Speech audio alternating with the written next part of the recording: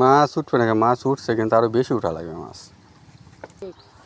উঠছে দেখি দাদা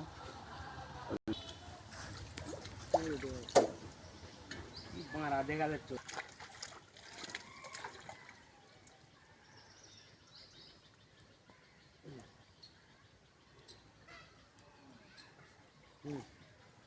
তুলেন।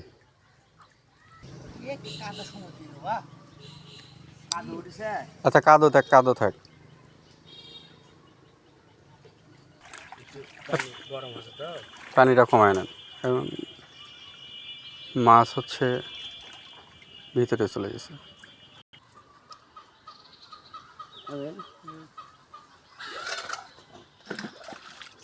পানি একেবারে ওটি থেকে ওই তলায় থেকে পানি নিয়ে কাদের ধারে থেকে